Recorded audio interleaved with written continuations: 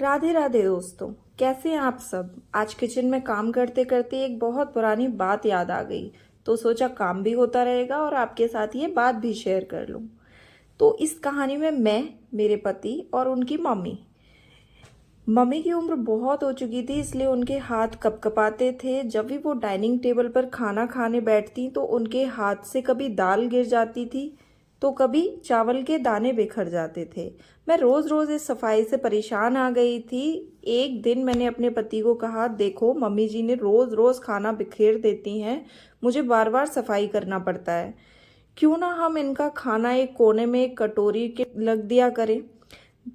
पहले तो इन्होंने मना कर दिया, लेकिन मेरे बार बार कहने पर वो मना नहीं कर पाए। अगले दिन मम्मी को डाइनिंग टेबल से हटाकर कोने में एक छोटी सी लकड़ी की टेबल पर खाना खाने के लिए दे दिया जाने लगा।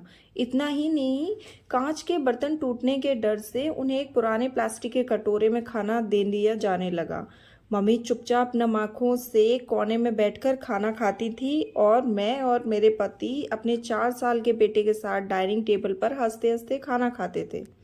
दिन बीतते गए। एक दिन शाम को बेटा ऑफिस से आया तो उसने देखा कि मेरा 4 साल का छोटा बच्चा जमीन पर बैठकर प्लास्टिक के कुछ टुकड़ों में से, कुछ पुराने डिब्बे में से कुछ बना रहा था।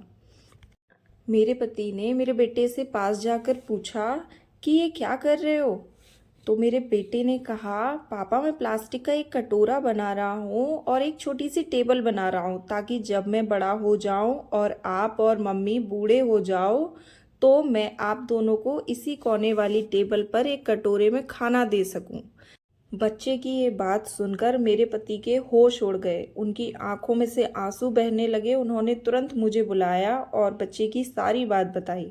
मेरा सिर शर्म से झुक गया। उन्हें समझ आ गया कि हमें अपने बच्चे को कैसे संस्कार दे रहे हैं।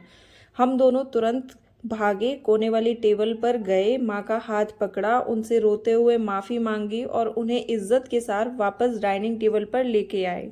उस दिन के बाद से माँ के हाथ से चाहे दाल गिरे या पानी, कभी कोई शिकायत नहीं की। तो मैं बस यही कहना चाहूँगी कि जो हम अपने बड़ों के साथ करेंगे वही हमारे बच्चे देखेंगे और वही सीखेंगे, और सीखने के बाद जब हम बूढ़े होंगे तो हमारे साथ भी वही होगा। तो अच्छे ज्ञान देने के लिए आपको अच्छी हरकतें करनी पड़ेगी। बड़ों को छोटों को समझना पड़ेगा, दोनों को समझना बहुत ज़रूरी है, क्योंकि बच्चे अभी नहीं जानते हैं कि बड़ा क्या कर रहा है या छोटा क्या कर रहा है। वो जो देख रहा है वो उस पर डिपेंड है, वो ही कर रहा है जो देख रहा है। तो आप दोनों ही एक दूसरे के साथ बहुत अच्छा बिहेव रखो, व्यवहार करो, ताकि बच्चा बड़े होके अच्छा अच्छा सीखे।